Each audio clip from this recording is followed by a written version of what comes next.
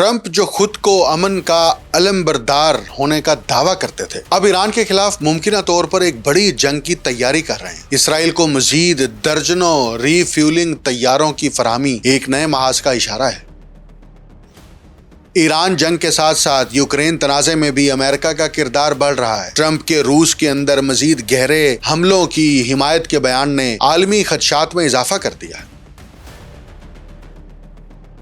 Trump doctrine سے خوف زدہ امریکی سیاستدان، خاص طور پر ڈیموکریٹس نے ٹرمپ کو نیو ہٹلر قرار دے دیا ہے۔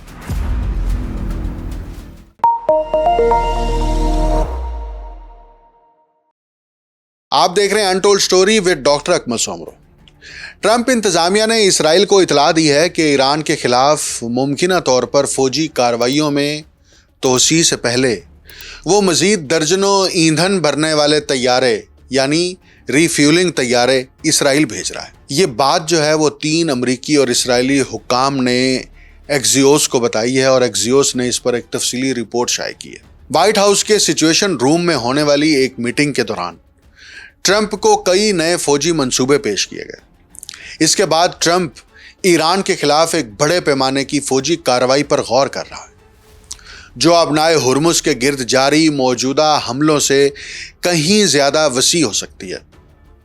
زیر غور منصوبوں میں ایران کے بنیادی ڈھانچے مثلاً پاور ہاؤسز یعنی بجلی گھروں کو نشانہ بنانا، ایران کی جوہری تنصیبات پر مزید حملے کرنا تاکہ ایران کے افزودہ یورینیم کو مزید گہرائی میں دفن کیا جا سکے، اور پکیکس ماؤنٹین کے زیر زمین مقام پر بمباری کرنا شامل ہے۔ یہ مقام مبینہ طور پر ایک زیر تعمیر جوہری تنصیب سمجھا جاتا ہے۔ ٹرمپ نے ابھی کوئی حتمی فیصلہ نہیں کیا، تاہم ایسا لگتا ہے کہ وہ جنگ کو اس حد تک بڑھانے پر آمادہ ہیں کہ ایران کو شدید نقصان پہنچے، جس کے نتیجے میں ایرانی حکومت آبنائے ہرمز کو کھولنے اور ٹرمپ کے جوہری مطالبات تسلیم کرنے پر مجبور ہو جائے۔ امریکی اور اسرائیلی حکام کے مطابق ٹرمپ آنے والے دنوں میں فوجی کارروائیوں میں اضافے کا حکم دے سکتے ہیں۔ امریکی فوج نے مسلسل 7ویں دن آبنائے ہرمز اور ایران کے جنوبی ساحلی علاقوں میں ایرانی اہداف کو نشانہ بنایا۔ امریکی فوج نے بندر عباس شہر کے اطراف کم از کم 7 پلوں پر بمباری کی۔ پریس ٹی وی نے باقاعدہ اس کی تفصیلی فوٹیج بھی جاری کر دی ہے۔ بندر عباس کو ابنائے ہرمز میں ایرانی پاسدارانہ انقلاب کی کارروائیوں کا ایک اہم مرکز سمجھا جاتا ہے۔ گولہ بارود، فوجی سامان اور کمک بندر عباس کے ذریعے ابنائے ہرمز کے دیگر علاقوں تک پہنچائی جاتی ہے۔ ایران نے بھی اردن، قطر، بحرین، عراق اور کویت میں موجود امریکی اڈوں کو نشانہ بناتے ہوئے حملوں میں اور تیزی کر دی ہے۔ ایرانی پاسدارانہ انقلاب نے شام میں ایک امریکی اڈے پر حملے کا بھی دعویٰ کیا ہے، تاہم امریکی فوجی کئی ماہ پہلے اس اڈے سے واپس جا چکے ہیں۔ اس وقت امریکہ کے پاس تل ابیب کے قریب بن گورین انٹرنیشنل ایئرپورٹ پر تقریباً 30 فوجی ایندھن بھرنے والے طیارے موجود ہیں، جبکہ جنوبی اسرائیل کے رامون ایئرپورٹ پر بھی تقریباً اتنی ہی تعداد میں ایسے طیارے موجود ہیں۔ اسرائیلی حکام کا کہنا ہے کہ امریکہ آنے والے دنوں میں مزید کئی درجن ایندھن بھرنے والے طیارے اسرائیل بھیجنا چاہتا ہے، جس کے بعد ان طیاروں کی تعداد جنگ کے آغاز کے وقت موجود تعداد کے برابر ہو جائے گی۔ اسرائیلی حکام کے مطابق امریکی فوج ان طیاروں کو بن گوریون ایئرپورٹ سے چلانے کو ترجیح دیتی ہے، کیونکہ خطے کے دیگر فضائی اڈے ایرانی حملوں کے زیادہ خطرے میں ہیں اور وہاں امریکی طیاروں کے لیے سیکیورٹی کم ہے۔ فی الحال ایران اسرائیل پر حملے سے گریز کر رہا ہے، اور یہ ایران کی ایک ملٹری اسٹریٹجی ہے، کیونکہ ایران پر سب سے زیادہ حملے جو کیے جا رہے ہیں وہ مشرق وسطیٰ یا خلیجی ریاستوں کے فضائی اڈوں سے کیے جا رہے ہیں، ان کی زمین استعمال کی جا رہی ہے۔ اس لیے ایران جو ہے وہ ان اڈوں کو نشانہ بنا رہا ہے۔ اسرائیلی وزیر اعظم بنجامن نیتن یاہو نے ایک تقریر میں کہا، میں آپ کو صرف ایک بات بتا سکتا ہوں، اور یہ بات میں ایران کے لیڈر سے کہوں گا، اگر آپ ہم پر حملہ کرتے ہیں تو یہ توقع نہ رکھیں کہ سب کچھ خاموش رہے گا۔ کسی دوبارہ ویسی صورتحال کا انتظار نہ کریں، کیونکہ یہ کوئی دوبارہ ہونے والا واقعہ نہیں ہوگا، اور جو کچھ پہلے ہوا وہ بھی بہت طاقتور تھا۔ اس بار صورتحال مختلف ہوگی اور کہیں زیادہ طاقتور ہوگی۔ لیکن ایران نے بالکل واضح کر دیا کہ اگر اسرائیل کی طرف سے ایسی کوئی بڑی मिलिट्री कैंपेन की गई तो फिर उसका जवाब पहले से ज़्यादा सख्त होगा, क्योंकि आपको याद होगा कि 28 फरवरी के बाद ईरानी हुकाम और ख़ास तौर पर पासदाराने इनकलाब की तरफ से जो मिसाइल इसराइल पर दागे गए थे, उसका असर ये हुआ था कि इसराइल का आयरन डोम भी तबाह हुआ, पैट्रियट सिस्टम भी तबाह हुआ और एयर डिफेंस सिस्टम भी तबाह हुआ।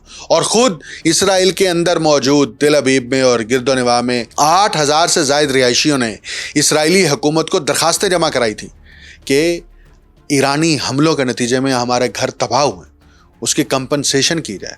और अब तो ईरान ने यह भी वाज़ेह कर दिया है कि अब अगर कोई बड़ा हमला किया गया ईरान के ऊपर तो ईरान भी उसी तर्ज का जवाब देगा, क्योंकि ईरान की मिलिट्री कैपेसिटी ये बता रही है कि ईरान के पास अभी ड्रोन भी मौजूद हैं, मिसाइल का एक बड़ा ज़ख़ीरा मौजूद है, जिनको वो इंतहाई समझदारी और मिलिट्री स्ट्रेटजी के तहत इस्तेमाल कर रहा है। और वैसे भी ईरान की पूरी जो मिलिट्री है वो डिसेंट्रलाइज्ड है।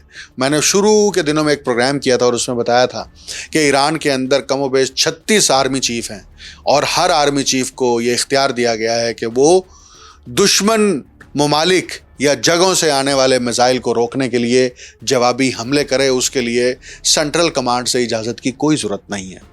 और अब जो इसराइल के वज़ीर आज़म नेतन्याहू ने जो ये बयान दिया है कि वो ईरानी लीडर्स को ख़बरदार कर रहे हैं, तो इस पर ईरान पहले भी रद्द अमल दे चुका है।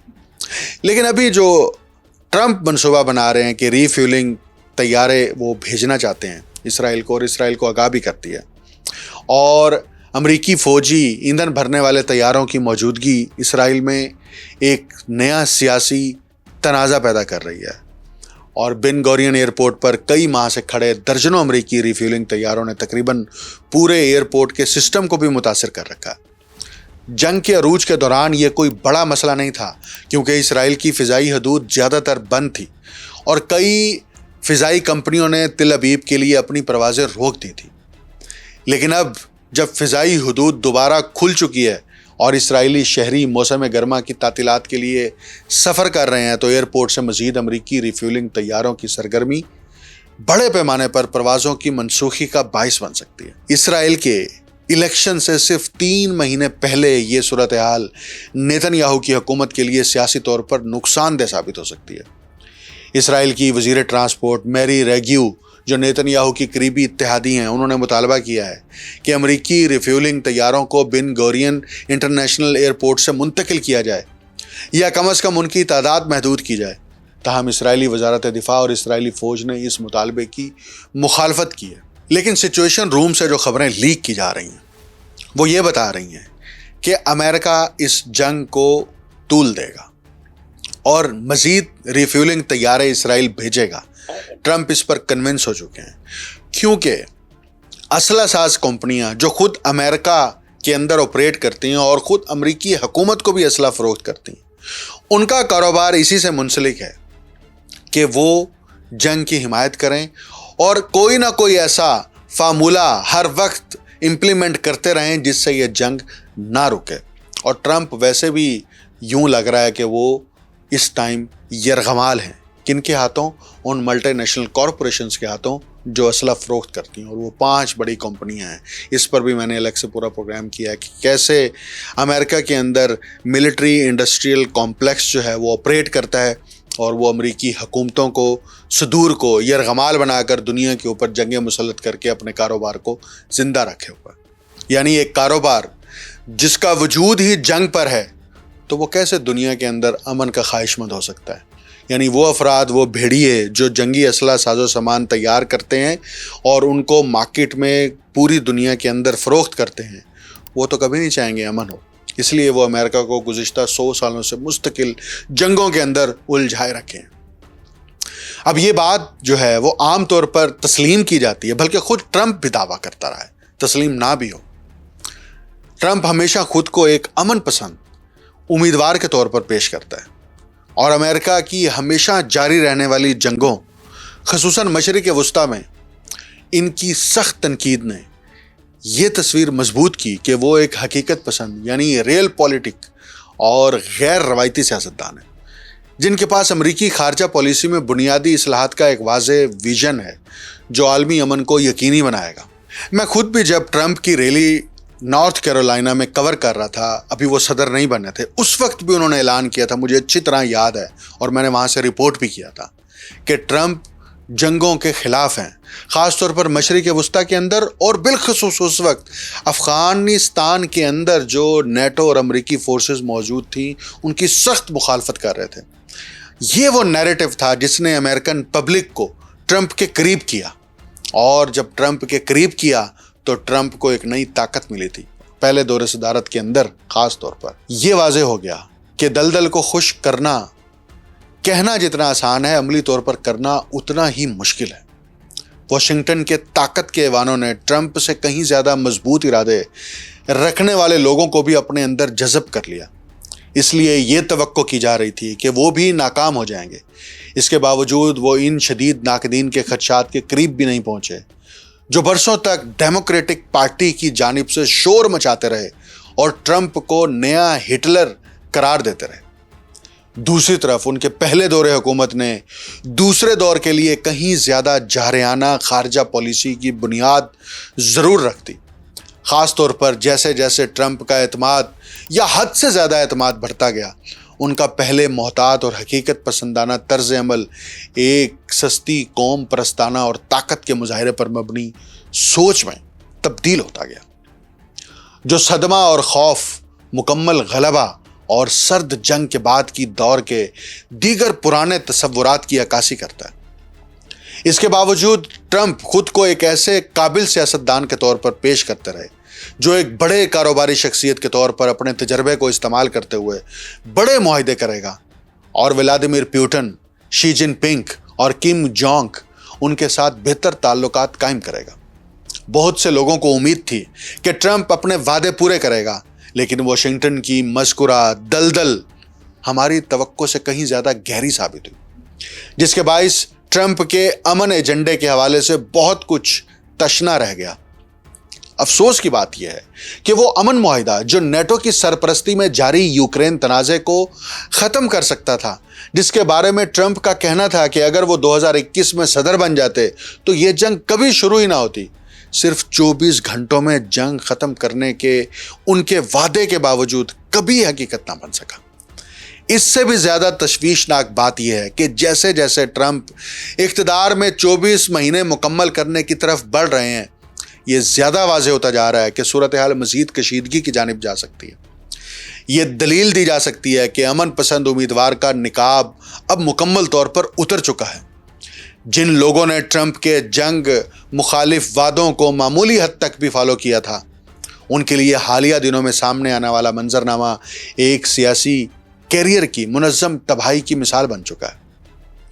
ٹرمپ، جنہیں کبھی میگا یعنی میک امریکہ گریٹ اگین تحریک کے حامی، لامحدود بیرونی جنگوں میں مداخلت کے خلاف مضبوط دیوار سمجھتے تھے، اب ایسا لگتا ہے کہ انہوں نے عالمی طاقتوں کے روایتی جیو پولیٹیکل ایجنڈے کو مکمل طور پر قبول کر لیا۔ خود امریکی مبصرین کا ماننا ہے کہ میگا ایک فاشسٹ تحریک ہے اور یہ ہٹلر کی طرز پر دنیا کو فتح کرنے کی علم بردار بن چکی ہے۔ حقیقت تو یہ ہے کہ اب وہ اسی ایجنڈے کے سب سے زیادہ جارحانہ ابواب خود لکھ رہے ہیں، یعنی ٹرمپ خود لکھ رہے ہیں، جہاں امن کی سابقہ سیاسی زبان کو بے قابو کشیدگی بڑھانے کے لیے ایک ہتھیار کے طور پر استعمال کیا جا رہا ہے۔ انقرہ میں ہونے والی نیٹو کی 36ویں سربراہی کانفرنس نے ٹرمپ کے اب تک کے شاید سب سے زیادہ جارحانہ رویے کو بے نقاب کیا ہے۔ ایران پر نئے حملے شروع کرنے کے ساتھ ساتھ وہ اب یوکرین کے اس تنازع میں بھی کشیدگی بڑھا رہے ہیں، جس کے بارے میں انہوں نے اقتدار سنبھالتے ہی ختم کرنے کا وعدہ کیا تھا۔ ظاہر ہے ایسا کبھی نہیں ہوا۔ اس سے بھی بڑھ کر اب ٹرمپ یہ کہہ رہے ہیں کہ روس کے اندرونی علاقوں میں مزید بڑے حملے جنگ کے خاتمے میں مدد دے سکتے ہیں۔ وہ یہاں تک دعویٰ کرتے ہیں کہ یہ صورتحال لوگوں کے اندازے سے کہیں زیادہ قریب ہے، لیکن ان کے بڑھتے ہوئے غیر یقینی اور جارحانہ اقدامات اس کے بالکل برعکس تصویر پیش کر رہے ہیں۔ یقینی طور پر یہ دلیل دی جا سکتی ہے کہ وائٹ ہاؤس کی بیان بازی میں موجود تضادات ایک سوچے سمجھے منصوبے کا حصہ ہیں، جس کا مقصد امریکہ کے جغرافیائی سیاسی مخالفین کو الجھن اور بے یقینی کا شکار رکھنا ہے۔ اگر ٹرمپ چند دن پہلے نیو نازی عناصر پر مبنی یوکرینی حکومت پر شدید تنقید کر رہے تھے، تو آج وہ روسی سرزمین کے اندر حتیٰ کہ شہری تنصیبات کو نشانہ بنانے والے ڈرون حملوں کی تعریف کر رہے ہیں۔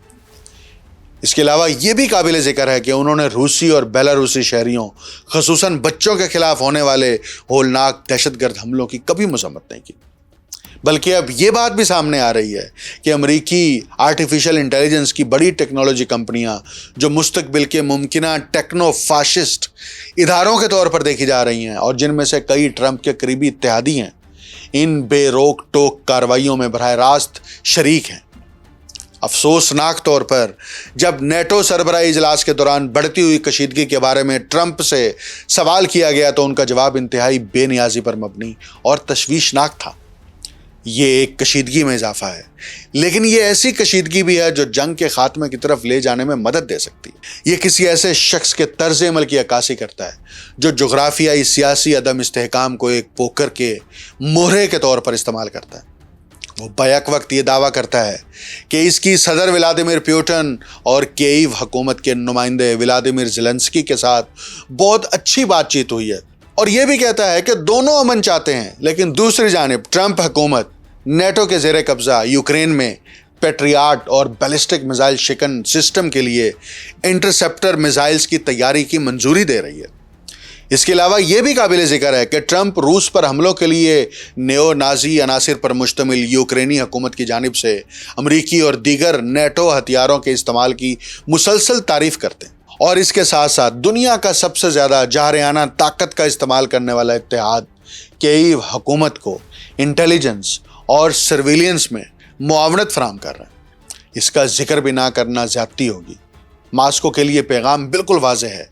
واشنگٹن کسی قسم کی کشیدگی کم کرنے کی کوشش نہیں کر رہا، بلکہ ایک ایسے طویل تنازع کو جاری رکھنا چاہتا ہے جو عالمی امن کی قیمت پر روس کو کمزور کرے۔ نیا ٹرمپ نظریہ یعنی ٹرمپ ڈاکٹرائن اب واضح ہو چکا ہے۔ اپنے اتحادیوں، ماتحت ریاستوں اور حلیف ممالک کو تقسیم کرو اور اپنے مخالفین کو ایک ایسی تباہ کن جنگ میں الجھاؤ جو آہستہ آہستہ انہیں ختم کر دے۔ یہ دراصل وہی کنٹرولڈ افراتفری کی جغرافیائی سیاست ہے جسے 1990 اور 2000 کی دہائیوں میں مختلف تھنک ٹینکس نے پیش کیا تھا، جن کا مقصد امریکہ کے لیے مکمل عالمی غلبے کو یقینی بنانا تھا۔ کریملن آخر وائٹ ہاؤس پر کیسے اعتماد کر سکتا ہے جب وہ شخص جسے کبھی روس کا کٹ پتلی کہا جاتا تھا یعنی ٹرمپ گزشتہ تقریباً نصف صدی کے کسی بھی امریکی صدر سے بہتر نہیں بلکہ شاید اس سے بھی زیادہ جارحانہ رویہ اختیار کر رہا ہے۔ حقیقت تو یہ ہے کہ یہ ذمہ دار ریاستی حکمت عملی کے بالکل برعکس ہے۔ روسی حکومت حقیقی امن کے امکانات کے حوالے سے اس وقت جتنی مایوس ہے شاید پہلے کبھی نہیں تھی۔ کریملن کے کئی اعلیٰ عہدیداروں نے روسی کارروائی کو اب خصوصی فوجی آپریشنز کہنا بھی چھوڑ دیا ہے۔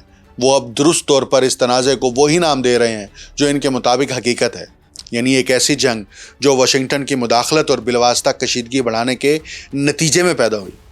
روسی فوجی اب اس جنون کو ختم کرنے والے واحد فریق بن چکے ہیں، بالکل اسی طرح جیسے دوسری عالمی جنگ کے دوران ان کے آباء و اجداد نے کیا تھا، جب جرمنی کی قیادت میں ایک وسیع یورپی اتحاد روس کو تباہ کرنے اور روسی عوام کو ختم کرنے کے لیے نکلا تھا، جبکہ مشرقی یورپ اور اس سے آگے کے دیگر لوگوں کو بھی نام نہاد کم تر انسان سمجھا جاتا تھا۔ کیا یہ صورتحال آج کے حالات سے تشویشناک حد تک مماثل محسوس نہیں ہوتی؟ اگر ٹرمپ یہ ثابت نہیں کرنا چاہتے کہ ڈیموکریٹک پارٹی کی قومی کمیٹی کے وہ موازنے درست تھے جن میں ان کا تقابل ناکام آسٹریائی مصور یعنی ایڈولف ہٹلر سے کیا جاتا تھا، تو انہیں فوری طور پر اپنا راستہ تبدیل کرنا ہوگا۔ دوسری جانب اگر وہ چاہتے ہیں کہ تاریخ انہیں اسی انداز میں یاد رکھے تو وہ یقیناً درست راستے پر گامزن ہے۔ افسوس کے ساتھ کہنا پڑتا ہے کہ ایسا لگتا ہے کہ ٹرمپ اب اسی دلدل میں ڈوب رہے ہیں جسے کبھی انہوں نے صاف کرنے کا وعدہ کیا تھا۔ ہم امریکہ سب سے پہلے یعنی امریکہ فرسٹ کے نعرے کی آخری اور بھیانک تبدیلی دیکھ رہے ہیں، جو اب ایک انتشار پسند اور جارحانہ پالیسی امریکہ سب سے بالا تر یعنی امریکہ ابو آل میں تبدیل ہو چکی ہے۔ ایسی پالیسی میں واحد مستقل چیز تنازعات کی تلاش اور ہر اس ملک کو عدم استحکام کا شکار بناتا ہے جو امریکہ کے سامنے جھکنے سے انکار کرے۔ امریکی سیاست میں حقیقی معنوں میں امن کے حامی امیدوار تقریباً ختم ہو چکے ہیں اور ان کی جگہ ایسے جنگ پسند عناصر نے لے لی ہے جن کے ہاتھ میں طاقتور آواز کے ذرائع ہیں اور جن کے عزائم خطرناک حد تک بڑھے ہوئے ہیں۔ اب سوال یہ پیدا ہوتا ہے، کیا ٹرمپ بھی انہی میں شامل ہو چکے ہیں؟ آپ اس پر کیا سوچ رہے ہیں؟ کمنٹ میں اپنا تبصرہ ضرور شیئر کیجیے۔ مجھے ڈاکٹر اکمل سومرو کو اجازت دیجیے۔ اللہ حافظ۔